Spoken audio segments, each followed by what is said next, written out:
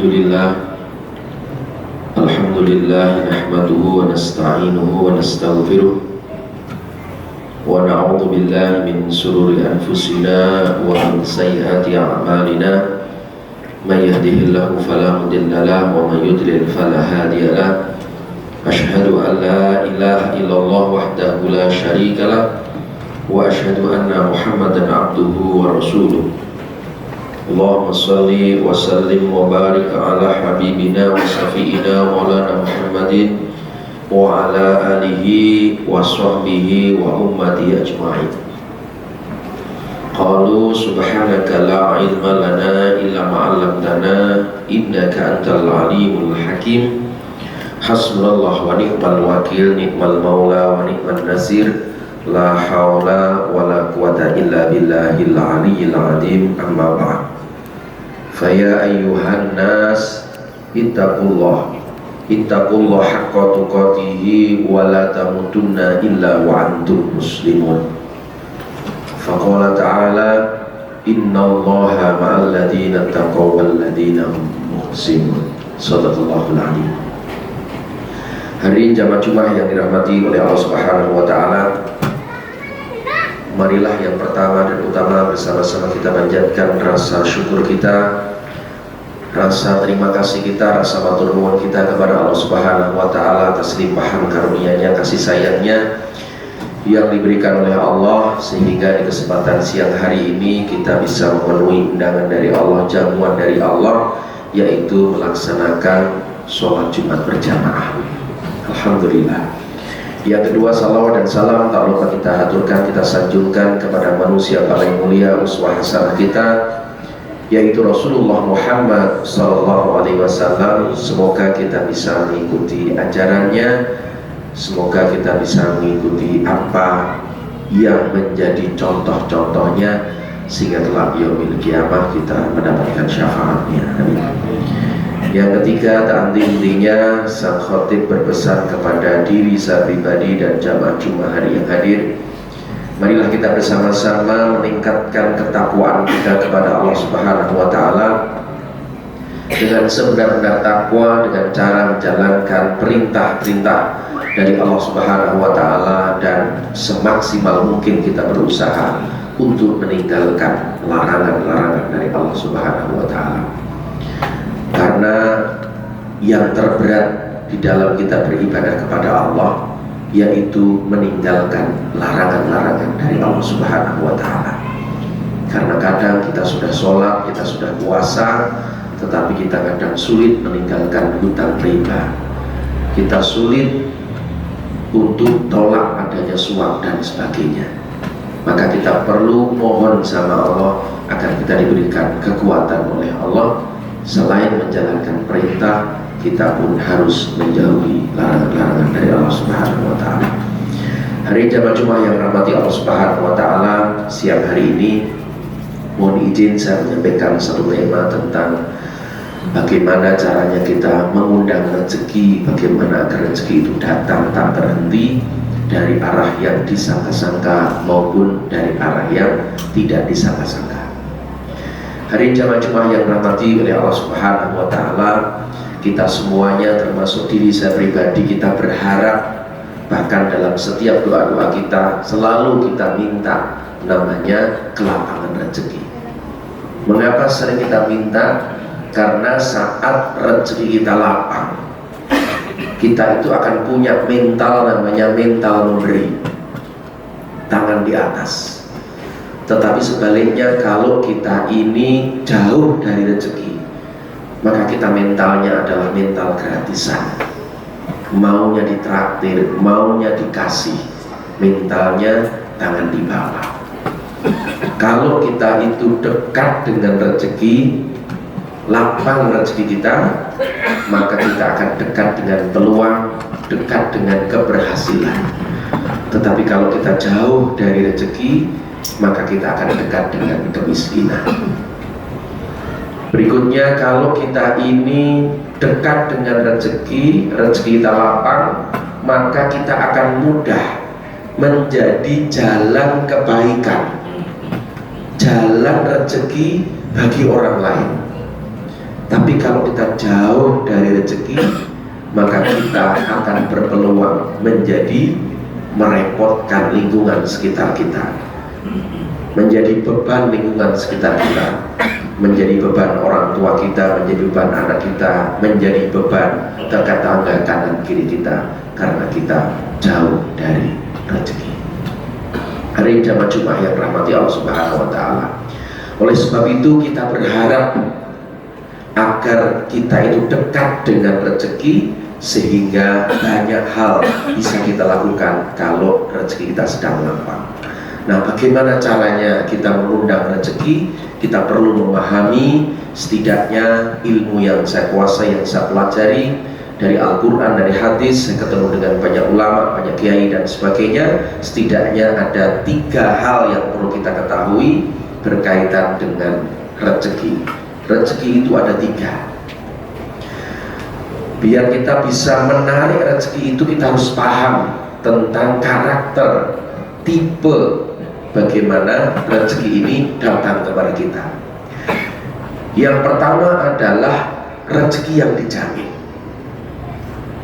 Rezeki yang dijamin ini sebagaimana Allah firmankan, yaitu di surat Hud ayat yang ke-6, A'udzubillahi minasyaitonirrajim, Bismillahirrahmanirrahim. Wa ma min dabatin fil ardi illa 'alallahi rizquha wa ya'lamu mustaqarraha mustawda'aha kullun fi kitabim mubin. Tidak ada suatu binatang melata pun di bumi melainkan Allah lah yang memberi rezekinya, dan Dia mengetahui tempat berdiam binatang itu dan tempat penyimpanannya. Semuanya tertulis dalam kitab yang nyata, kitab Lauhil Mahfuz. Jenis yang pertama adalah rezeki yang dijamin oleh Allah Subhanahu wa Ta'ala. Ini perlu kita yakini, kita hujamkan ke dalam dada kita, ke dalam hati kita, bahwasanya rezeki itu sudah dijamin oleh Allah Subhanahu wa Ta'ala. Sebagaimana Allah umpamakan binatang melata. Binatang melata adalah binatang yang nggak bisa terbang. Yang dia lakukan yaitu merangkak atau ngesot. Contohnya adalah cicak, kadal, ular. Salah satunya adalah cicak. Cicak itu rezekinya ada di nyamuk, rezekinya ada di serangga. Padahal cicak itu nggak bisa terbang. Tetapi Allah punya sistem, ternyata tubuhnya cicak itu menarik perhatian nyamuk untuk datang. Itulah betapa hebatnya Allah menjamin rezeki kepada makhluknya. Begitu juga dengan kita. Kita pun rezeki ini sudah dijamin oleh Allah Subhanahu wa Ta'ala. Karena rezeki yang dijamin ini biasanya cukup untuk memenuhi kebutuhan hidup kita yang standar, yaitu namanya makan. Apalagi kita hidup di Indonesia yang dikenal dengan gemah, ripah, lok, jinawi, tongkat kayu jadi tanaman. Begitu suburnya di negara kita hari ini. Maka kayaknya nggak mungkin kalau di bangsa ini terjadi namanya kelaparan. Maka Imam Ghazali dia menyampaikan, seandainya kau beribadah sebagaimana ibadah penduduk langit dan penduduk bumi, tidak akan diterima oleh Allah ibadahmu sebelum kau meyakini akan janji dan jaminannya Allah Subhanahu wa Ta'ala. Salah satu jaminannya Allah kepada kita yaitu berupa namanya rezeki. Kemudian hadirin jamaah Jumat yang dirahmati Allah Subhanahu wa Ta'ala, rezeki yang kedua adalah rezeki yang digantungkan. Untuk mendapatkan rezeki yang digantungkan, kita perlu berikhtiar, kita perlu berusaha, kita perlu bekerja. Sebagaimana contohnya adalah kita punya pohon mangga. Kebetulan pohon itu tinggi, bagaimana caranya kita bisa mendapatkan pohon buah mangga yang tinggi itu? Kita perlu usaha, perlu ikhtiar. Mungkin kita bisa memanjat, mungkin kita bisa pakai alat bantu, ya, berupa namanya bambu. Bisa kita pakai batu kemudian kita lempar. Bisa kita minta tolong orang lain, kita bayar untuk memanjat untuk mendapatkannya. maka berkaitan dengan rezeki yang digantungkan. Untuk mendapatkannya kita perlu usaha, perlu ikhtiar. Sebagaimana Allah berfirman di surat An-Najm ayat 39. A'udzubillahi minasyaitonirrajim. Bismillahirrahmanirrahim. Wa laisa lil insani illa ma sa'a. Dan bahwasanya seorang manusia tiada memperoleh selain apa yang telah diusahakan. Apa yang telah diusahakannya, maka kita akan mendapatkan sesuatu sesuai dengan apa yang kita usahakan. Untuk menjemput rezeki yang digantungkan ini, kalau menurut teori the case flow quadrant, teorinya Robert T. Kiyosaki, untuk mendapatkan rezeki yang digantungkan ini, caranya kita bisa memakai 4 cara ini. Yang pertama, kita bisa menjemput rezeki yang digantungkan bisa melalui menjadi seorang menjadi seorang employee, menjadi seorang pegawai. Yang ciri pegawai ini menukarkan waktunya, menukarkan tenaganya ya dengan rupiah, dengan uang. Dia harus bekerja, pergi pagi pulang petang, atau pergi siang pulang malam. Ciri pegawai adalah dia bekerja dengan sistem, baik itu sebagai seorang ASN atau mungkin jadi TNI, Polri dan sebagainya. Itu cara pertama untuk mendapatkan rezeki yang digantungkan, yaitu menjadi seorang pegawai, menjadi seorang employee. Yang besar kecilnya rezeki itu, satu bisa jadi berbanding lurus dengan pendidikannya, berbanding lurus dengan jabatannya, berbanding lurus dengan lama dia bekerja dan sebagainya. Yang kedua namanya self-employed, bekerja untuk dirinya sendiri. Dia menukarkan tenaganya, menukarkan waktunya, ditukarkan keahliannya, ditukarkan dengan rupiah. Contohnya adalah dokter, pengacara, artis dan sebagainya, yang dia bekerja menukarkan keahliannya dengan duit, dengan rezeki. Bisa memilih jalur ini. Yang kedua, harus usaha, harus ikhtiar. Kemudian yang ketiga, bisa memakai namanya menjadi business owner, menjadi seorang pengusaha. Yang ciri pengusaha ini, dia punya karyawan, dia punya pegawai yang dia bekerja untuk dirinya, dia bayar pegawainya, pegawai pun bekerja untuk dirinya, untuk mencapai, mengharapkan apa yang diinginkan, apa yang menjadi cita-cita pengusaha ini. Kalau pengusaha ini kalau untung nanti bisa untung banget, tapi kalau boncos juga bisa boncos banget, rugi banget. Masing-masing profesi ini ada keuntungannya, ada kerugiannya, ada plus minusnya. Kemudian yang keempat, bisa melalui menjadi seorang investor, investasi. Dia tanam modal buat kos-kosan, kemudian tanam modal untuk jalan tol dan sebagainya. Ini menjadi seorang investor yang bekerja adalah uangnya, sirkah bagi hasil. Inilah harian jamaah Jumat yang rahmati Allah Subhanahu wa Ta'ala. Maka mohon maaf bagi harian jamaah yang hari ini sudah pensiun, maka jenengan tidak mendapatkan rezeki yang digantungkan ini karena sudah tidak beraktivitas lagi.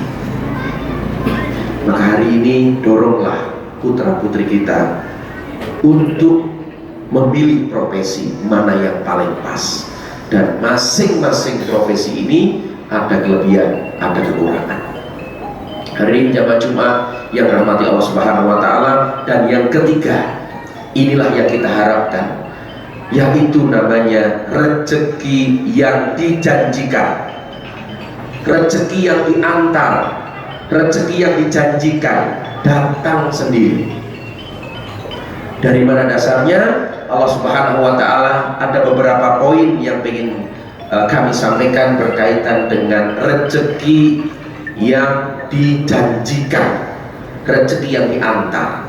Bagaimana caranya kita mendapatkan rezeki yang diantar? Yang pertama, kita bisa melalui menjadi orang-orang yang bertakwa. Jadi Allah di surat At-Talaq ayat 2-5, A'udzubillahi minasyaitonirrajim. Bismillahirrahmanirrahim. Wa may yattaqillaha wa yaj'al lahu makhraja wa yarzuqhu min haitsu la yahtasib wa may yatawakkal 'alallahi fa huwa hasbuh. Wa may yattaqillaha wa yaj'al lahu makhraja. Barang siapa bertakwa, aku akan berikan, ya, berikan solusi atas masalahmu. Wa yarzuqhu min haitsu la yahtasib. Allah akan datangkan rezeki dari arah yang tidak disangka-sangka.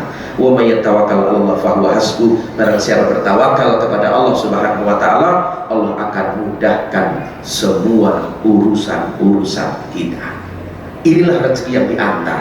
Salah satunya setelah acara ini Jumatan selesai, jenengan akan diperlihatkan oleh Allah bukti nyata, karena di sebelah kanan atau sebelah kiri masjid ini sudah siap makanan yang siap jenengan akan dihidangkan.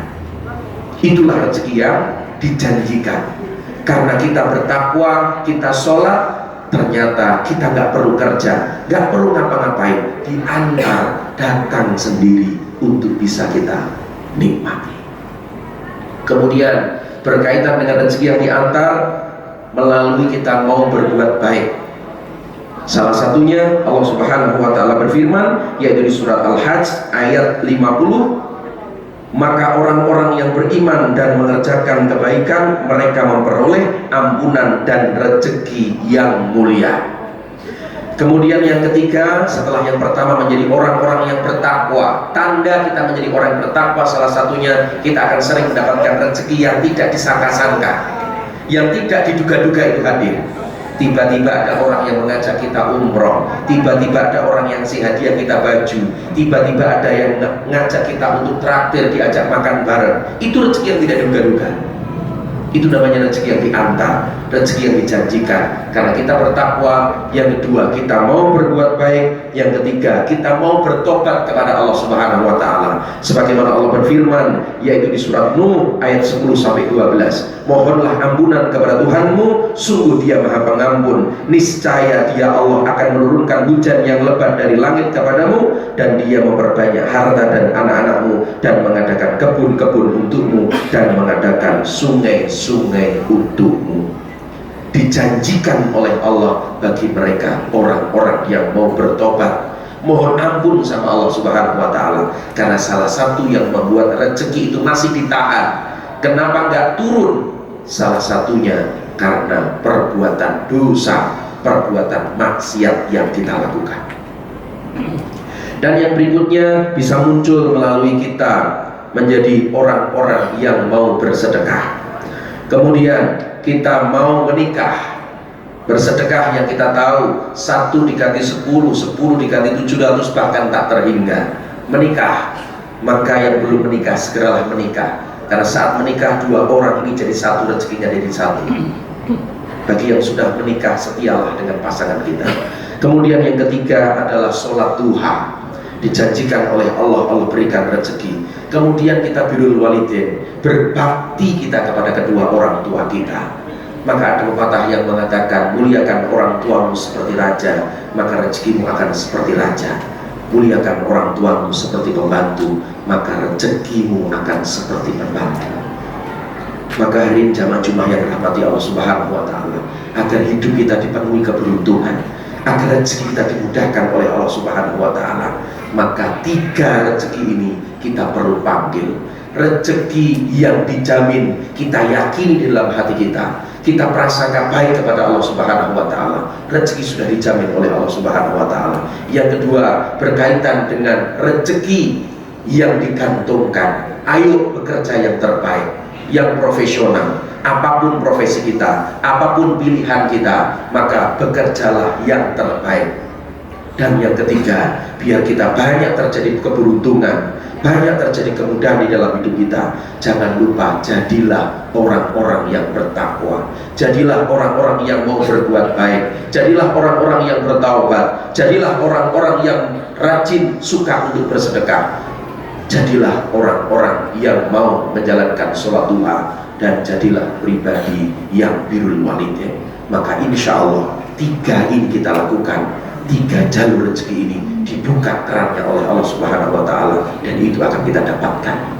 Sampaikan kepada putra putri kita, biar tidak capek, tidak gampang lelah dalam hidup ini, karena banyak orang menjemput rezekinya hanya di level 2, banting tulang peras keringat, dia tinggalkan sholatnya, lupakan sholatnya, gak mau sholat malam, gak mau sedekah, maka capek dalam hidupnya karena dia hanya mengandalkan rezeki yang digantungkan saja.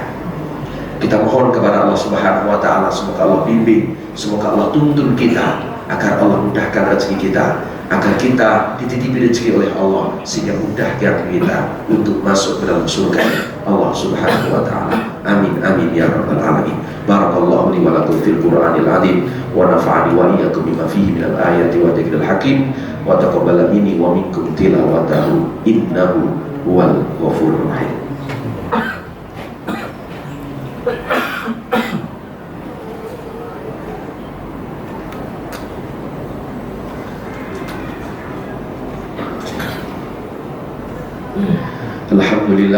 Alhamdulillah hamdan katsiran kama amara, asyhadu an la ilaha illallah wahdahu la syarika lah irghama liman jahada bihi wa kafar, wa asyhadu anna Muhammadan abduhu wa rasuluhu sayyidul khalaiqi wal basar.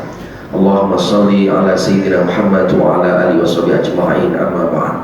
Fa ya ibadallah, usikum wa iyya bi taqwallah faqad fazal muttaqun. Wa'lamu anna Allah ta'ala amarakum bi amri bada fi nafsi wa sanna bi malaikati mustabati bi qudsi faqala ta'ala inna Allaha wa malaikatahu yusholluna 'alan nabi ya ayyuhalladzina amanu shallu 'alaihi wa sallimu taslima. Allahumma shalli wa sallim wa barik ala hadzal nabiyil karim wa ala alihi washabihi ajma'in wa radhiyallahu ala abadil khulafa'ir rasyidin sadadina Abi Bakrin wa Umar wa Utsman wa Ali wa baqiyatis sahabati wa tabi'in wa min tabi'ihim bi ihsan ila yaumiddin wa ala rahmatika ya arhamar rahimin. Allahumma ighfir lil mu'minina wal mu'minat wal muslimina wal muslimat al ahya'i wal amwat innaka sami'un qaribun mujibud da'awat wa ya qadiyal hajat. Rabbana zalamna anfusana wa illam taghfir lana wa tarhamna lanakunanna minal khasirin. Allahumma ja'al badan hadal Indonesia badan thayyiban tajri fiha kamuka wa sunnatu rasulika ya hayyu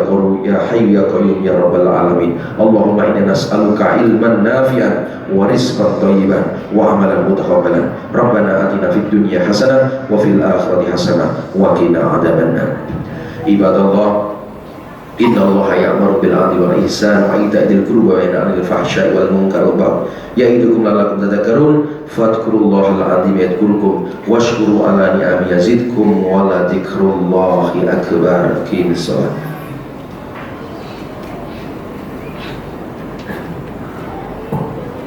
Allahu akbar, Allahu akbar, asyhadu an la ilaha illallah, asyhadu anna Muhammadar Rasulullah. Hayya 'alas shalah.